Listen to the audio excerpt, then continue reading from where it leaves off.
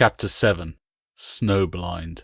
When I came to myself again, I was stiff with the cold. The blood was a solid lump over my left eye, and the thunder in my skull had barely receded. I knew if I didn't get up, the cold would have me. It was tempting to let myself go, to let the ice creep just a little deeper. One thought held me back. Marcus. I rose, shaking myself despite the discomfort of having to move my head. A thin layer of snow had settled over the scene of the battle, but I could still see the marks of the fallen, and the dark signs of blood not yet absorbed into the alabaster shroud all around me.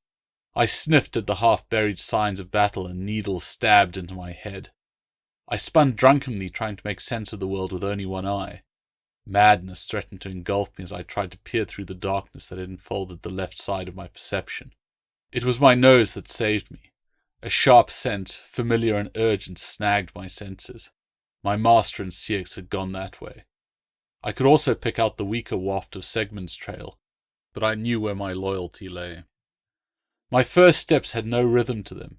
Each footfall was a clumsy thrust, a haphazard way of stopping myself hitting the ground, but as I went my stride lengthened and I fell back into the rhythm of hunting that Marcus had taught me. I had to be careful of my left side lest branches and stones become unwelcome surprises. Every so often I imagined I could see a flash of light or a shape through my damaged eye, but there was no way for me to clear away the sticky mess that covered it.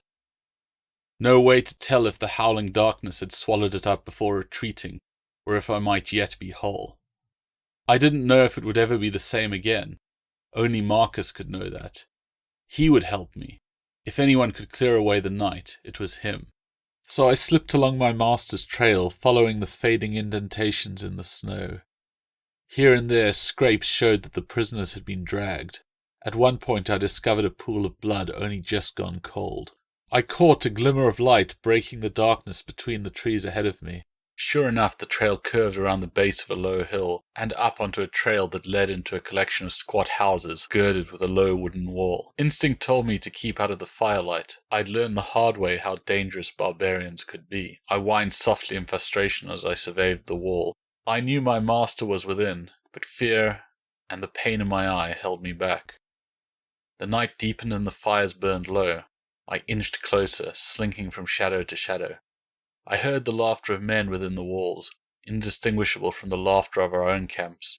There was nothing to help me guess where my master might be. I walked the length of the wall until I found a gap that I could worm my way through. My head still pounded and the cold was bitter, but I was determined. I took a deep breath, ignoring the smell of charred fat, smoke, and badly brewed beer. Fate was with me. My master was not far. Snoring came from several of the huts. There were still voices coming from the structure I sought. I ask you again, what was your intent in our land? And I will tell you as I did before, we are traders. I recognized my master's voice. There was a bitter snort of derision. Fuck off, friend, you scream soldier to me. Spy, more like, someone else said. I've already told you I was a soldier once, but I didn't fancy staying one. A deserter? You expect us to believe you? One of the barbarians scoffed. They said we'd sign on for 16 years, then changed it to 20. How can I be a deserter if I served the time I signed on for? Marcus shot back. Oh, very good. Almost believable, the first speaker laughed. Your friend deserted at the same time, I presume. I heard the scrape of metal, and Marcus's breath caught in his throat. Then, we both chose to work in a merchant's employ rather than dig ditches for Rome, if that's what you mean. Why do we dance around the issue? I recognized Reimar's voice. You may have let your hair and beard grow for a week or two, but you're clearly a spy, one that took part in the desecration of the goddess's temple, I've no doubt. There was a heavy thud from inside the cabin. I heard pain in my master's voice as he replied, Who would send spies that looked like soldiers? It would defeat the whole point, no? Reimar laughed to his two companions. He's a clever one, no doubt. I heard him take a step. But tell me this, my clever friend. Even if you aren't spies, what do you expect us to do with men that killed 6 of our number? The only reason you are alive now is because we want to know what you were going to tell the Romans. Imagine if my chief here decided you were worthless even for that. You attacked us, without warning, Marcus replied simply. Or did you just expect us to lie down and accept death? Is it a crime for a man to defend himself in these lands? We shall see, came the response. Aldwulf, you stay here while we see if his companion tells us the same story. Wooden boards creaked, then the door opened, spilling dull candlelight onto the snow. 2 men came out and crossed over to a nearby hut, leaving the door to swing shut on leather hinges. At the last possible moment I ran from the shadows and managed to hook the closing door with my muzzle. Rymar and his chief were far enough away that they didn't notice the door opening again. Old Wolf was staring down at my master where he lay on the floor. "Did you forget something?" he asked without turning round. From his position on the floor my master caught my eye and my growl died in my throat. He gave me the signal and I leapt without thinking, silent as death. My bad eye stopped me from being as accurate as I would have liked. My fangs sunk into the furs about his shoulder, doing only moderate damage.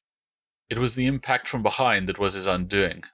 Old Wolf fell forward, and before he could even cry out, Marcus was on him. My master looked as battered as I was, but desperation drove him, and he managed to get the thongs binding his wrist around Old Wolf's throat. The tribesman put up a ferocious fight, battering Marcus with his elbows, and sending spittle flying from his mouth as his face turned a livid purple. I don't know if it was my frenzied biting or Marcus's bonds that finished him, but he eventually stopped moving and lay limp in my master's arms. Marcus wasted no time in finding Old Wolf's belt knife and cutting himself free. It came as a shock to feel my master's hand touch me on my left flank.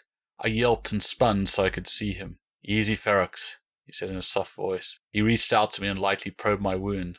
I suffered him to do it, though it took all my strength not to recoil in fear. "What have they done to you, boy?" There was an unfamiliar tension in his voice. I heard rage leaking through his usual restraint. Old Wolf's heavy iron-bladed axe rested against the wall. My master crossed to it and hefted the weapon. "This will have to do until I get some good Roman steel," he murmured. He moved back to Old Wolf's corpse and shook him free of his heavy furs. We left the dead man naked and slipped out into the night. The snow gusted up as we stepped from the low hut.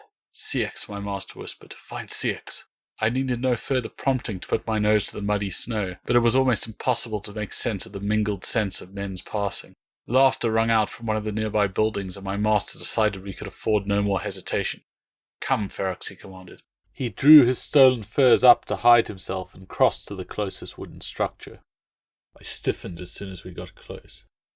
"Is he in here?" my master asked, recognizing my reaction. I stayed silent but ran a paw through the snow. Marcus led the way to the hut's door. Any doubt that Ciex was in the hut vanished as the sound of a sob came from within. The rage I had sensed earlier seemed to overwhelm Marcus. Heedless of the risk, he burst in the door, leaving it hanging on a split leather hinge. I saw the scene in the tiny hut for an instant before it dissolved into bloody chaos. Rymar had a boot on Ciex's shoulder, and the smaller man bit his lip against his own screams. The village chief was caught in mid-sentence, all threats and promises cut short by a single hack of a heavy iron axe. Marcus left the weapon stuck in the chief's skull and pounced on the man torturing his friend. We finished him together with claws, teeth, and fingers. Marcus only released Rymar's neck when his face had gone dark and his eyes were dull with death. "If you're finished, I'd appreciate you getting off me." Ciex managed a small smile, though his breath was shallow and his eyes bright with pain. Marcus leapt back, dragging Rymar with him, then let the corpse fall limp into the corner. "You seem as talkative as ever. Can you walk? You're telling me you didn't liberate a horse before you came to get me? I can leave you here and go looking if you like." "To Pluto's halls with that," Ciex snarled. "Just help me get on my feet." Marcus proffered a hand and Ciex seized it with his good arm. His face paled as he stood, and a spasm racked his body. "I won't slow you if that's what you're worried about." A thin trail of blood leaked onto his chin. "Save your breath for walking, Ciex," my master replied. He retrieved a second set of furs and took the sword from the chief's side. "Gods, this thing stinks," Ciex complained as Marcus draped the fur cloak over his shoulder. "As long as you mind that, chances are you'll live," Marcus said.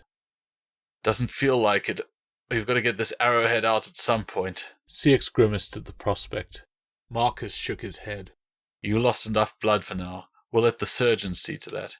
Ciex chuckled weakly. "Not even out of the enemy camp, and you think we can count on finding surgeons?" Marcus ignored the comment and drew the chief's sword from its sheath, examining the blade. He gave a low whistle.